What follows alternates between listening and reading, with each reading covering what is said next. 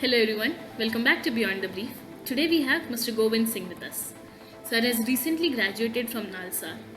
Sir is an entrepreneur, having founded Hustle Bull, co-founded Success Board, and a lot of other ventures. Success Board is one of the leading CLAT coaching institute of the country today. And in this episode, we have had a very honest conversation about his journey from being a CLAT aspirant to being a CLAT mentor, life at Nalsar, which is one of the top law institute of the country, his entrepreneurial journey, which has shaped his personality, professional and personal, and a lot more. So this episode is very inspiring, and I'm sure you'll get to learn a lot. Go watch this episode and let me know how do you like it.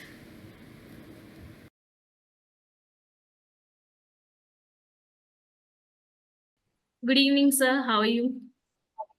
Good evening, Rashmi. I'm good. How are you? I'm good as well, sir. Thank you so much for joining in, and I'm so happy to see you. Likewise, very excited to be here. Yes, sir. Sir, your profile is so diverse, and I find it really difficult to summarize in few sentences. So I would request you to please introduce yourself. Sure. So, my name is Govind Singh, and I recently graduated in May 2024 from Nalsar, Hyderabad. Yes. So, a lawyer now. And I have started calling myself as a lawyer as well as an entrepreneur because I've been working on a few startups right from 2020. Before that, I was working as a freelancer and I dabbled into various startups as a consultant, as a content writer, as a digital marketer. And then I started my own venture, the first venture, which was Success Good, which was followed by a couple of other ventures, which we'll talk about. So, yeah, currently I run a couple of startups. I am a lawyer and I also trade in the market. So, I'm a stock trader as well. And yes, looking forward to talking to you. Okay. Congratulations on graduating finally. And Thank you. talking about your venture Success Good. So my first internship was with Law Mentoring and Success Good. And I I remember. remember sitting in Zoom meetings with you and Prakha and having chat and thinking like, okay, so we were in our first year and we had not entered law school by then physically. So you and Prakha were basically the first seniors we had a chat and we got to know something about law school. Mm. I'm really glad. I'm really glad that we could interact with so many juniors. And pandemic was a challenging time for all of us. Right. So we thought that maybe we should use it in a productive way, do something which can help the community, which can help law aspirants as well as first year law students. Because we as law students as well as aspirants faced a quite few challenges. And we thought that if we could do something which could ease out the journey for a law aspirant as well as a law student, then that would be wonderful. And thus Success Board started in 2020. The exact date is 4321. So we technically started in 2021, but the ideation and all the conceptualization happened in 2020. And we officially launched on 4th March 2021. And Prakhar, as you said, is the co-founder at Success Board. And after that, we also dabbled into a few other startups, a blog, a podcast, and other things, which we'll talk about. So, yeah, it was fun to talk to so many law students and law aspirants and know their journey, know their issues, know their challenges, and help them in the best way possible. And it gave us a lot of insights, a lot of experience, and a lot of perspective as well as to how the Indian legal landscape is coming along. So, yeah, fun journey. Right. So yesterday only the consortiums of national universities have announced CLAT for 2025, which is on 1st December. So I would like to Right. give you, I would like you to give a brief overview of CLAT, like very basic overview of CLAT for aspirants who will be appearing for CLAT in 2025. Okay, I'll keep it very simple. So CLAT is the major law entrance exam for entry into the national law universities, around 25 national law universities across India. It's called the Common Law Admission Test, and the pattern goes like it has 5 sections: English language, you have general knowledge including current affairs, you have logical reasoning, you have legal reasoning, and you have quantitative aptitude. So your current affairs and general knowledge make up around 25% of your syllabus. Your legal reasoning makes up around 25% of the weightage of all the marks, and 20% each for English and logical reasoning, and 10% is quantitative aptitude. And you totally have 120 questions which you have to answer in 2 hours. These are MCQ based questions, and you get +1 for every correct answer and minus 0.25 for every wrong answer. So yes, you have to be good at multiple things. You have to be good at comprehension. You have to be good at critical reasoning. You have to be good at thinking on your feet. You have to be good at memorization because current affairs. You have to be good at solving problems because legal reasoning and logical reasoning throw problems at you. And you need to have a good grasp over your grammar and vocabulary as well as some basic concepts of maths till 10th class. And yes, that should be sufficient to crack the CLAT exam. Apart from CLAT exam, you also have other law entrance exams, which is ALET, SLAT, LSAT. These are other law entrance exams as well, which aspirants can think of. So Thank yeah, you so much that's for a little bit about that exam. Yes, thank you so much for breaking it down. And as you recently, you have recently graduated from one of the top national law universities. So how has this journey been from being a CLAT candidate to mentoring and now graduating from Nalsar? How this journey has been for you? It has been quite a roller coaster journey, to be very honest. So my tryst with CLAT started in 2017 when I gave it without any preparation. Hmm. I just passed out of 12th standard and I was looking at various career options. Engineering was not very exciting for me. So I tried out various entrance exams and CLAT seemed to be very interesting. It aligned with my interests of being passionate about English, being passionate about logical reasoning and general knowledge. These were subjects which really intrigued me. So I really liked the exam, but I could not really score well because I did not prepare well. I prepared for one odd month and scored a decent rank, but not good enough to get into the top law schools. So I thought, okay, let's give it a year and prepare well. So I did take a drop year and prepared well for CLAT. In 2018, I reattempted CLAT. And if people might know, that was the year where a lot of technical glitches happened. So the exam was online back then, and a lot of technical glitches happened, which costed me some of my time. But still, I managed to get a decent rank, which fetched me NLU Patiala, RGNL Patiala, and I took admission there. So I studied at RGNL Patiala for a year, but at the back of my mind, I was always thinking that I could have been at NLS or I could have been at Nalsar. So that was always going on in my mind. Even though I enjoyed my time at RGNL Patiala, it was fun. I made a lot of friends. I participated in a lot of activities, co-curricular and sports, all of that. It was a fun time, but I wanted to get what I actually wanted. So in the last few months of my NLU Patiala journey, I thought that I should give it another shot. So I gave CLAT a third shot in 2019 and finally make it to my dream college, which was Nalsar. And yes, the journey of Nalsar has also been equally fascinating. 5 years went like a breeze. Had a great experience, participated in so many activities. Studying was fun, professors were fun, engaging with friends and peer group was amazing. And Nalsar as a campus is really beautiful. So yeah, had a great time at Nalsar and Dream college now for all the law aspirants. yes, yes, I'm aware, and it's a blessing. I'm very grateful to have had that opportunity to be an alumni of two different law schools, and yes, it has been a great journey. So how did success would start? What made you start that venture? And also, I wonder how do you manage so many things? I saw that you were also a part of Moot Court Society. Then studies, law school is also very engaging, especially if you are in the top law university. And then Right. also managing so many ventures altogether. So how did you manage your time, and how did success would start? First of all. Okay, I'll be very honest here. Sometimes it does get a little bit challenging, but you do manage somehow by micromanaging, by scheduling things, by prioritizing things. I'll take your first question, which is how did you start Success Board? How did you think of Success Board? And then we'll talk about time management as well. So the idea of Success Board came to me during pandemic. And as I had already taken the CLAT exam thrice, so I knew what challenges law aspirants go through while taking up this exam. I knew what was the shortcomings which were not being fulfilled by major, as you call them, coaching institutes, Yeah. or what challenges a student faces if he goes for self study. So I was well aware of these issues, these challenges, and I wanted to do something to address them. Now, before Success Boat, I had been mentoring students personally, individually, but the impact was limited to a few students, 5, 10 odd students. So I thought, let's start something which works as an institution and can help many more students at a bigger scale. And that's how Success Board came into being, along with Prakhar, who is a graduate from NLU Odisha. He was my co-founder. So he was the first person I approached when the idea struck me around midnight, and we had a conversation which went on for 5.5 hours at night, and we planned everything out on how to In go that about one it, how to. conversation. Yes, that one Wow. conversation went on for 5.5 hours. And we were so excited about it. We were so thrilled about starting this and doing this and making it work that time did not seem like an issue at all.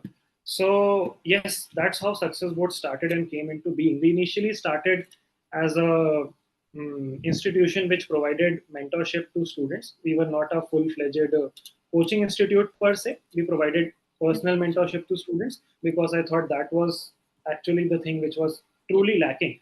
As you know about CLAT coachings, I won't name any of them, but usually we know that batch sizes are large, Yes. and students struggle to get individual attention and get their individual queries and issues addressed. Every student is different, their way of studying is different, their way of preparing is different, and the challenges are different.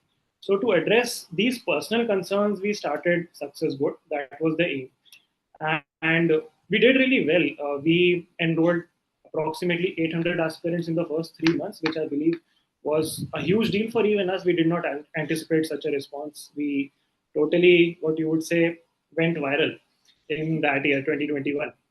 So Yes. 800 students were with us, and we too could not manage 800 students, obviously. So we had a team of interns. I think you were also a part at some point of time. So we had a team of very fantastic and hardworking interns, mostly law students, who helped us in managing all these things, who helped us in operations, who helped us in marketing, who helped us in being mentors to students, who helped us in coordinating everything. So yeah, it was a team effort all along. It's not just my thing or Prakhar's thing or our thing, but it has always been a collaborative effort. And yes, Success Board flourished for the next 3 4 years and is still flourishing. And it makes me really happy that when I was in Nalsar, I had juniors in every batch of mine. So first year, second year, third year, fourth year, every batch I had juniors who had been taught by me or taught by Prakhar or basically taught by Success Board. So that is an amazing feeling that you can make such an impact in a student's life that their career gets defined by what you contribute to his life. And the messages are totally heartwarming when students send us messages of after their success, after their CLAT results. That's totally heartwarming and truly worth all the hard work, all the effort, and everything. And it's just so good. Right. And what about time? I'm curious to know that. Okay. Interesting. What about time? So, as I said, that we had a big team and we Yes. had systems in place, we had hierarchy in place. So, we had interns who were supervised by their managers. These managers were supervised by their operational heads, and these operational heads used to report us. So, there was a proper system and hierarchy in place. We were always very professional about the startup thing. It was not a side thing or it was not a side thing for us. It has always been something which we gave our 100% and expected 100% out of our team as well. So if you put in that effort, the team also puts in that effort, and that's how we manage the startup per se. If you talk about my individual time management, then I had built systems for myself, and having a co-founder really helped. To be very honest, when I was busy, Prakhar used to manage things. When he was busy, I used to manage things, and we had divided our tasks and we had divided our roles. So I took care of the strategic part, the part which involved ideation, making strategies, designing courses, designing curriculum, and marketing. Prakhar took care of the implementation part, the hiring part, the HR part, the talking to mentors part, the talking to students part. So we had our roles defined, and that really helped us in manage our time. How did we manage it with law school? That was a bit challenging because you have to deal with exams, you have to deal with studies, you have to deal with vivas, you have to deal with co-curriculars, extracurricular sports, you have to deal with project submissions, you have to deal with multiple competitions happening, you have to deal with hanging out with friends because that is also an equally important part of law school life. But yes, you somehow do manage time and you need supportive people around you, to be very honest. So my friends were really supportive, my parents were really supportive. At times, my professors have also been very supportive when I used to sometimes short fall of attendance. So, big thanks to all of these people that I was able to manage my time. And I used to allocate a timetable to myself, which I tried to stick to the best of my ability. So, I had allocated, let's say, 3 hours for Success Board, 3 hours for XYZ venture, 3 hours for personal things related to Nalsar, 3 hours for myself, my personal interests. So that's how I managed my time. And yeah, sometimes you had to work during classes, sometimes you had to skip classes, and sometimes you had to talk to professors about some contingencies. But yes, we pulled it off through a team effort of all these people. Absolutely. And talking about the structure, I completely agree that you had a very specific structure and hierarchy. But did you have any prior experience or like working in ventures or something like that? How did you discover that? Well, the answer to that is yes and no. So, as a founder, no. But as a person, I had individually worked with various startups before I started Success Board. So, I knew how systems work. I knew how team formation works. I knew how hiring and marketing But work. you yourself I wasn't have, student then. Like yes, I was a you were student. also So, a I started, student. So yes, I was a student, but I started my freelancing journey when I was 17-year-old. So, I sort of became financially independent when I was 18-year-old. So, as soon as I became an oh adult, my. I stopped Yeah, taking yeah. money from my parents, and till date, like from 18 till now, when I'm 24, I haven't taken a single penny from my parents, and I'm a little proud of that fact because I became financially independent at 18, and it's not that easy as an Indian student to Absolutely. manage things, to earn money, to make a place for yourself, and it has been a challenging journey, no doubt, but you just have to put in the hard work, put in the smart work, put in the effort, and sometimes be at the right places at the right time also. I would say luck also plays a major aspect, major part. Should be And very as I proud of said, yourself, sir, because here we are struggling to get one paid internship and we are not able to get that even. right. I understand it's tough. It's not easy, but you learn and then you implement those learnings, and that's how you carve out your own journey. Everyone's journey cannot be the same as mine. Now, if I look at someone for inspiration, definitely I can draw inspiration, but I cannot copy his success or her success. And Right. same goes for me as well. I don't want anyone to copy what I did or what I want to do.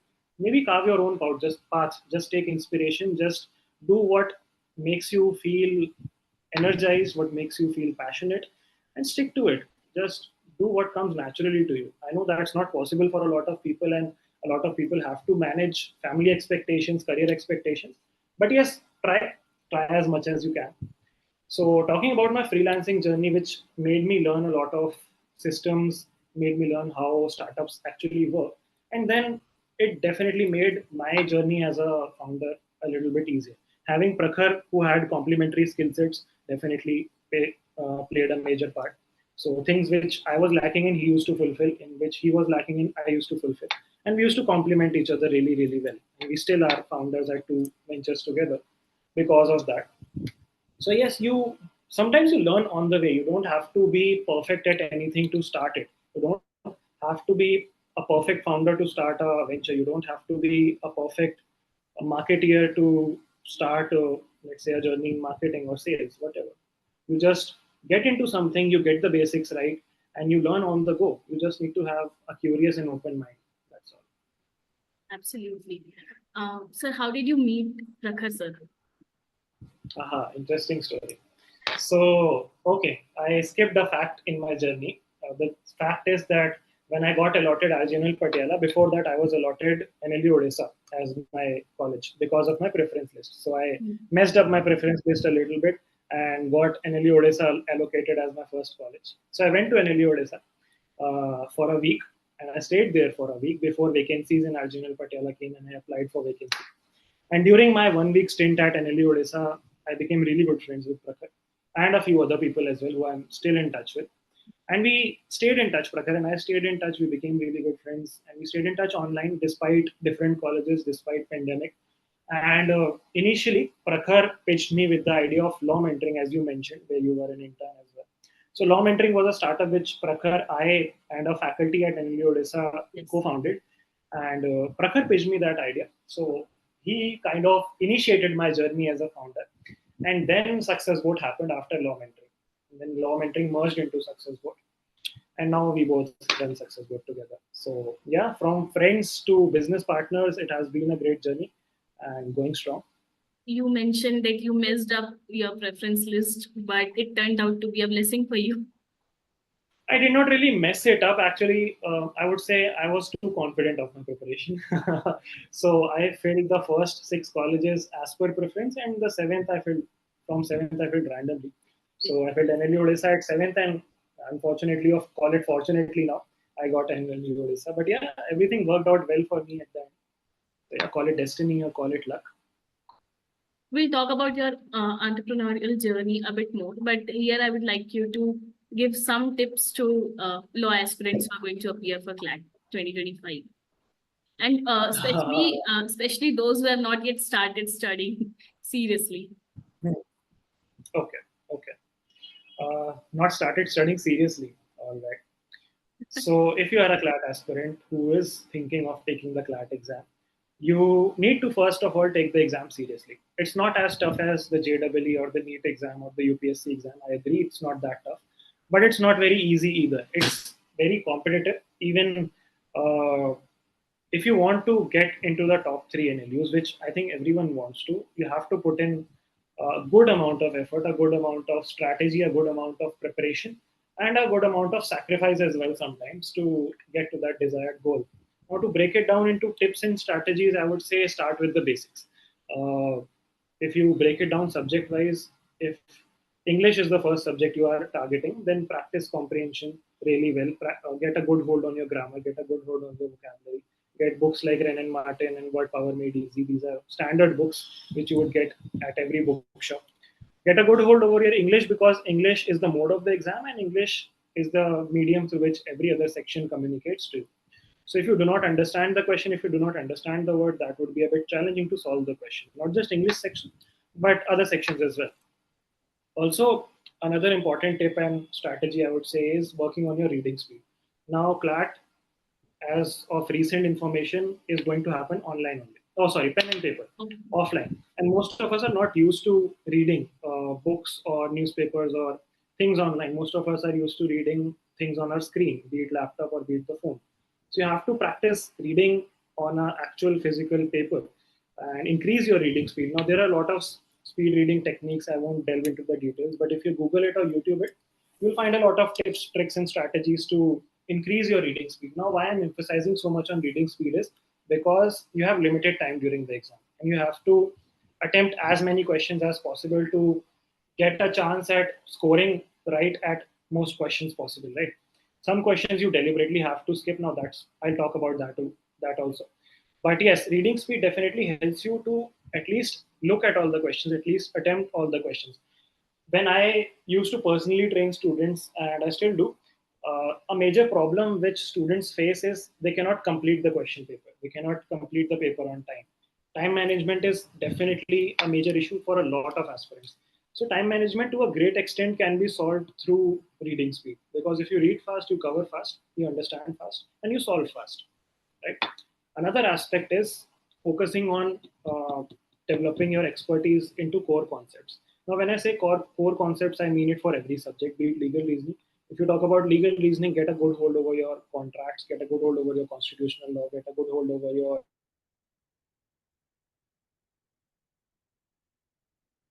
an expert of constitutional law or criminal law or civil law or other laws, but you need to know the basics. You need to know what are fundamental rights. You need to know what are DPSPs. You need to know what are the other constitutional provisions. You need to know the major IPC provisions. You need to know what is a contract. You need to know the essentials of a contract. So basics like these give you an edge. Although CLAT exam says that no prior legal knowledge is required, but the actual thing is you do require some sort of That's a basics. myth. So, yeah, that's a myth. So you have to study these concepts. Now, when I gave example of legal reasoning, similar can be applied to logical reasoning. Logical reasoning makes you work even harder to understand the concepts. You have critical reasoning as well as analytical reasoning. So critical reasoning wants you to draw inferences, wants you to draw conclusions, wants you to understand things like assumptions, wants you to understand analogies, and things like analytical reasoning wants you to understand how patterns work, how series works. You have standard books like R.S. Agarwal on M.K. Pandey on this subject, so you can refer to them as well. You can refer to the syllabus and past year question papers for a deeper insight. When we talk of quantitative aptitude, a lot of students are scared of the maths, and it costs them valuable marks. And I know that because I talk to a lot of aspirants. They have a phobia of maths. And it is a primary reason for a lot of students to choose law because they don't like maths, which is fair, which is not wrong, but you need to have a basic hold over your mathematical concepts as it gives you those extra 10 marks which a lot of students don't work upon. Which section is left now? The most dreaded section, which is current affairs and general knowledge. Now, most students are scared because of the length and breadth of this section. They can be asked anything under the sun, right? Right. But that's not true. You have to be smart about your preparation. You have to develop an understanding of what CLAT expects from you as a law aspirant.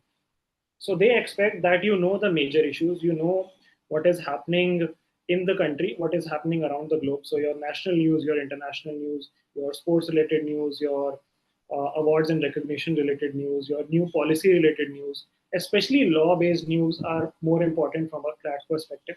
News which concerns anything related to lawmaking or policy making are usually important.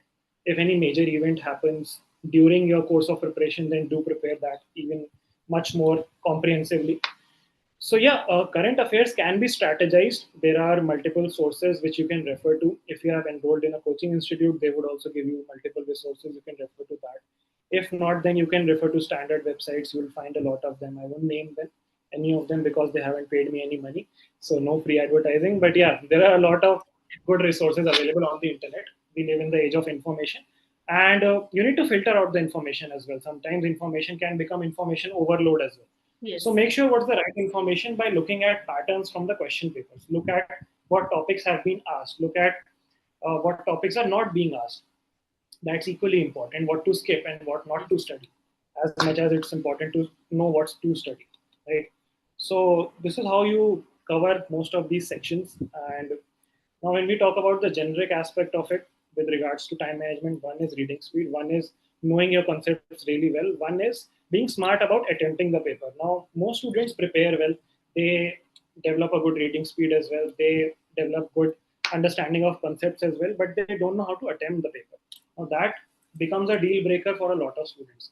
Why this is so? This is because we are used to writing exams in school which want us to attempt every question and answer every question correctly, right?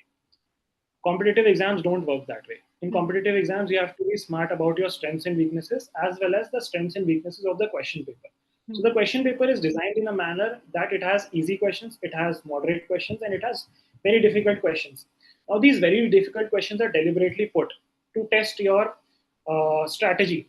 That are you able to identify these are the difficult questions, and you have to skip them because if you delve into them, they would eat up a lot of your time out of the limited 120 minutes you have, and you won't be able to attempt the easy questions or the medium questions. Right? So you have to be smart about it, and that comes with practice. Practice a lot of mock tests to understand what is your ideal strategy. Which section do you prefer attempting first? Which section takes you a lot of time? Which section troubles you? Which section is easier for you? Now, this is very customized for every student because my English might be strong, but yours might not be that strong. Okay? My maths might be my forte, but it might not be the case for you. So if I say that attempt GK first or attempt maths first or English first, that might be good advice for, let's say, 20% students, but it might be bad advice for 80% students. So I'm not going to give you any particular order. I would say practice a lot of mock tests and design your particular strategy, which is customized to yourself. Analyze these mock tests. Now, a mistake which a lot of aspirants do is they give mock tests, they get the score, and they look at which questions they did wrong, and they move on to the next mock test. Now, that is not the right practice because the purpose of the mock test is to help you identify where you are going wrong and what patterns of mistakes you are following. So, if you closely observe your mocks, you would understand that you are making similar kind of mistakes or newer kind of mistakes. You should strive to make new mistakes in every mock. If you're making the same mistake in every mock, that means you're not analyzing your mock. And if you're analyzing your mock, you're not working on it. So either can be the case. So you have to do both the things, analyze the mock and work on those weaknesses so that the same mistake does not happen in the next subsequent mock. So as they say that work hard when you are practicing so that you don't have to work really hard in the question paper. There's a quote like sweat hard in practice so that you bleed less in battle. So that applies to the CLAT exam as well, that you have to practice as much as possible. So a combination of these things, getting good hold on concepts, getting good hold on time management, getting good hold on how to attempt the paper, getting good hold on your reading speed is, I believe, a good strategy to go about the CLAT exam for a person who is just starting out. And rest you will figure out on the way, I guess. Okay. So anyone who's appearing for CLAT knows that NLS, Nalsar are some of the best law universities.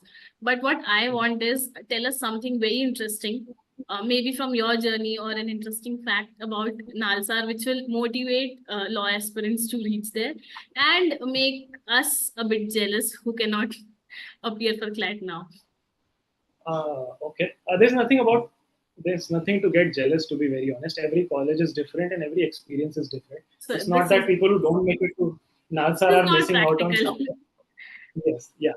So, but yeah, to give you something to look up to, Nalsar is a place where you would find individuals from very diverse walks of life. Hmm. This would probably be the first time you would be stepping out of home, and you would be talking to students from all across India, from the northernmost part of India to the southernmost part of India. Nalsar has a unique thing where we have students which are from other countries as well. So we have a few students from Nepal, from Bangladesh, from Afghanistan. So that cultural exchange, From first of all, is very Pakistan. fascinating for me. Not as of now, but Okay. you never know. Maybe in future. Maybe in future. Okay. Uh, yeah, I think that would be a never mind. So, let's not get controversial here. So, talking about the diversity is the first thing which is very fascinating. Second thing is the freedom you get when you get into a campus which is residential. So, Nalsar as a campus is very far off from city. You are away, cut off from the metropolitan life, from the hustle bustle of the city. It's a very green campus, very lush green campus. We have a lake on campus, if that makes you jealous.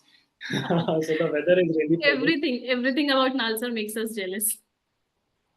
Yeah, it is a brilliant university, I would say.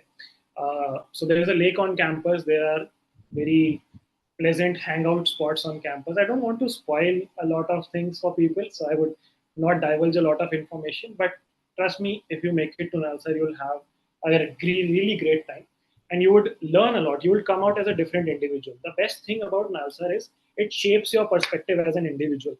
You would get to know people from so many different perspectives, be it culturally, be it gender wise, be it religion wise, be it political leaning wise, and that opens up your brain in ways you would never imagine. And I believe that that sort of exchange of information, that sort of exchange of perspective is not offered by a lot of universities, because you get the cream of the cream crowd in the name of colleges you mentioned, NLS, Nalsar, and other colleges. So these are some of the sharpest minds, sharpest possible legal minds of the country. I'm not implying that people who are not in these colleges are not sharp at all, but I'm just saying that objectively, based on an exam, these people perform well, so they must be smart in their own way. Let's put it that way, right? So you get to learn from these people a lot. You get to learn from professors. You get to learn more from your batchmates, I believe, than you learn from your professors, your batchmates, your seniors, even your juniors sometimes. Then you get to attend a lot of fests. So Nalsar has a lot of regional fests which happen. By regional, I mean people of a particular region host that fest for the entire college. So as I associate myself to Uttar Pradesh as well as to Punjab. So I am a part of both the Punjabi Fest as well as the UP Wala Fest, which is called the Awadh Magadh. So there are a lot of different fests: Eastern Fest, Western Fest, Awadh Magadh Fest, Lodi Fest, and I can go on and on. So college life is really vibrant. College life is really exciting. You have something to look forward to every other day. There's something happening. There's a competition happening. There's a conference happening. There's a fest happening. There are events happening. There are talks happening. So you're always engaged with something or the other, which makes you a better person, makes you a better individual, and makes you a better lawyer, of course. So yes, if that is something which fascinates you, then Nalsar is probably a great place to be. If getting a good job offer fascinates you, then also Nalsar is a good place to be. If getting to engage with students who are really smart and bright excites you, then Nalsar is a great place to be. And if nature excites you, if greenery excites you, if living in a pollution-free environment away from the noise of the city excites you, then Nalsar is a great place to be. So yeah, a lot of things. Right. So as I could not clear CLAT and get into Nalsar, the only way for me like to enter and at least see how Nalsar looks like was through competition or events. So since my second year, I've been trying to participate in BR's on a constitutional law, but due to some or the other reason, I had to drop it midway. Sometimes exams came up. You could have come directly also. Like we were in touch, so you could have come to Nalsar anyway. I would have given you a good tour of Nalsar. But yeah, definitely try for it in the fifth year. And if it still doesn't work out, Nalsar also has an LLM program. You can go for that. Yeah, right. Part Uh, be a part as a student as well. Absolutely. I'm thinking about CLAT, not really sure about it. Like, uh, but so your journey is quite different from other law students, particularly because of your ventures. So, what has changed? Like, how did these ventures help you shape your personality? Okay, that's an interesting question. So I'll give you a backdrop. Initially, the plan was not to be an entrepreneur. The plan was to be a corporate lawyer, like most of the people who aspire for Nalsar have. That to get a plush corporate job in a top law firm, the tier one law firms, fancy job package, fancy office, and then promotions, and then become a partner at a law firm. That was the plan, like most people. But then pandemic struck, and I dabbled with these ventures, and I got more intrigued, or let's say more interested towards business or entrepreneurship than I was towards law. Law still excites me. Law still intrigues me. But yes, now my business ventures excite me more. So yes, it has been a fascinating journey. I have learned a lot through my ventures. I would say that my ventures have shaped me a lot as a person beyond law school. Law school journey was no doubt very transformative, but uh, running a venture is a whole different ball game, and it throws such challenges at you which sometimes leave you thinking that how would I come out of it, or how would I get ahead of this, how would I resolve this roadblock. And yeah, when you face these challenges and when you overcome these challenges, you become a stronger person, you become a more confident person, you become a person who knows how to deal with challenges, the biggest of challenges and the smallest of challenges, in a way which does not throw you off the ground, which keeps your feet on the ground. Another great thing which I am blessed with is getting to know a lot of people through my ventures, you including, right? So if my ventures would not have been there, we probably would have never interacted or been in touch, right? So my ventures have given me a great network, a great set of friends, a great set of individuals who I frequently talk to, who I get inspired from. And this has been, again, very transformative for me because you get to learn so much from your juniors, from your interns, from people who are working in your team. You get to learn how to be patient, you get to learn how to manage a team, you get to learn how to resolve differences. When you are in a team setup, there are differences because there are different individuals. So you have to be a mediator as well, even when you run a venture. So I had this question, like I wanted to ask you one advice for those who want to start their entrepreneurial journey.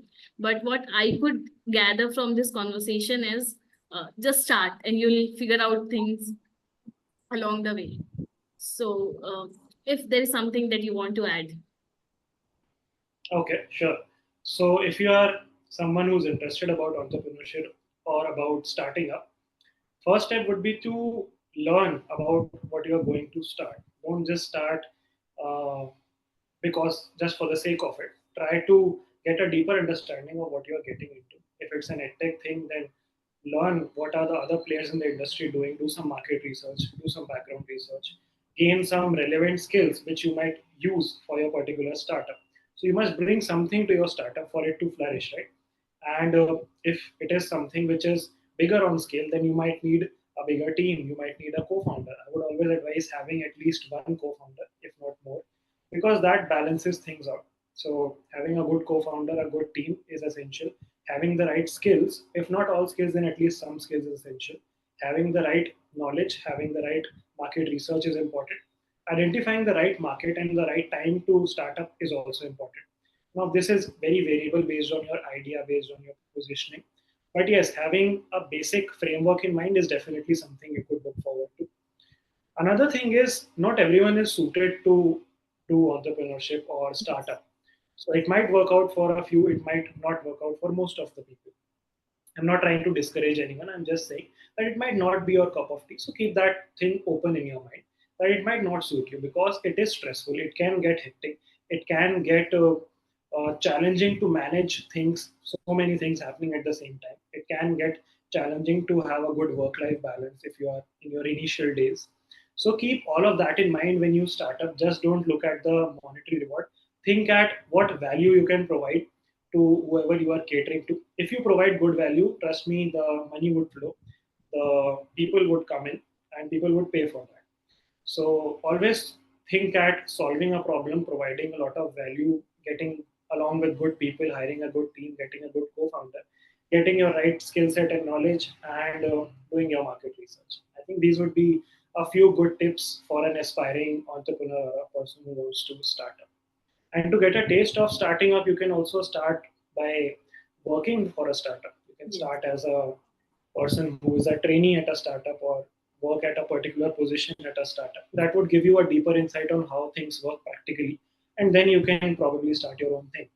So, yes, getting experience in a startup team sometimes also helps you learn a lot, which Mhm. it did for me. So, maybe you can replicate that. Right. So, like knowing that entrepreneurship is not for everyone is also very important because, as you mentioned, because Shark Tank India has like motivated everyone to go and start their uh, entrepreneurial journey. But knowing that, That's a good thing. yeah, I think that's a good thing. Everyone should try their hand at entrepreneurship. India needs a lot of new entrepreneurs, young entrepreneurs, and entrepreneurs do help us create jobs, help us create employment opportunities. Everyone should not be a job seeker. People should also aspire to be job creators. So I'm not going to discourage anyone towards entrepreneurship, especially when I chose a different path. I completely diverted from law, from a 5 year degree to pursue this. yes. So if you are someone who has less stakes involved, then definitely go for it. And it might not be true that you get success in your first venture or even your second venture. If you're passionate about it, if you think you have it in you, then keep at it. And you might find success maybe in the longer run. So, yeah, it's a game of patience as well. Okay, thank you so much, sir. And I really enjoyed this conversation. I hope you do too. You did enjoy as well. Definitely, definitely. Totally loved the conversation. I have also been meaning to ask you how has your podcasting journey been up till now? So it's very like I'm very new in this journey. It's been 4 months, and this is going to be the 12th episode. So Okay. as you mentioned, I've just started and I'm learning along the way. What has been your greatest learning up till now? So the greatest learning is I might feel that this conversation was like superb and this episode will be my best, but that's not always true. Sometimes when you don't think that this is good enough, it reaches public. And sometimes when you think that now this is something I really like, people might not like it.